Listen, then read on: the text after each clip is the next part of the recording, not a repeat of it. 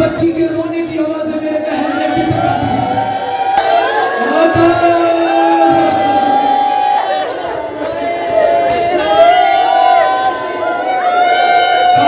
जब तक मैं पुप्पी से नहीं पूछूंगा मैं उस वक्त तक तुझे कुछ नहीं कह सकता।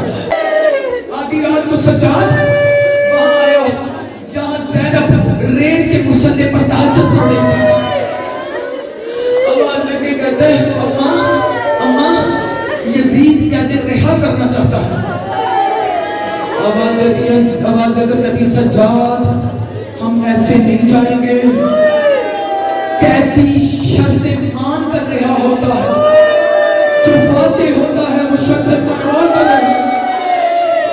फिर तुमने सुनोगी अज़ादारो, एक दफा ज़ैनब ने अपनी शर्तें पेश की।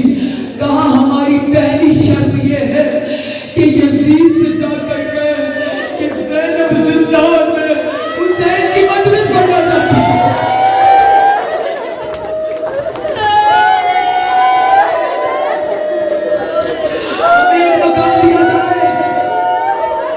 जिसमें मैं अपने भैया हुसैन को फुर्सत दे सकूं। सज्जाद ने शर्तें जाकर पेश की। आवाज देकर कहता तुम्हारी सारी शर्तें मानता हूं, एक शर्त नहीं मान सकता। कौन सी? सज्जाद ने कौन सी शर्त बताई जो कहा नहीं मान सकता? सज्जाद ने आवाज देकर कहा तो शामे गरीबा मेरी पुत्री की चादर लूटी थी, वो हमारा लूटा हुआ सामान वापस कर, अच्छा का झूला वापस कर, सकीना के दौर वापस कर।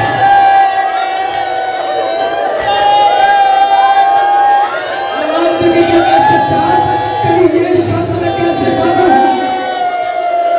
फौजों ने 29 मुल्कों की फौजों ने ज़ैनब के खाने को लूटा है, डाकू डर डर के लूटता है, फौजें बेखौफ होकर लूटती है। मैं नई चादरें दे दूंगा, कहा नहीं।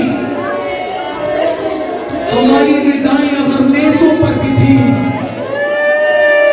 रिदाओं में अगर टुकड़े भी थे, वो चादरें वापस ना। अदादारो हमने जो फिक्रे कहने लगी हो, जिंदा में क़यामत आ गई थी, अल्लाह ताला तुम किस अंदाज़ से सुनोगी।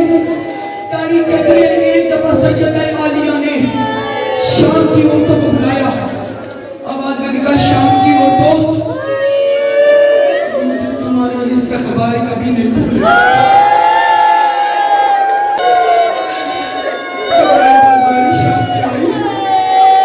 तो तुम मुझे इतने पत्थर मार रही थी कि तुम्हारे हाथ एक दूसरे से मर रहे हैं। और शाम की औरतों ना शाम के पत्थर खत्म हुए हैं, ना ज़ैनब वापस गई है। अगर किसी के दिल में ज़ैनब को पत्थर मारने की हसरत आ गई हो तो हुसैन की बहन के साथ हाजिर है।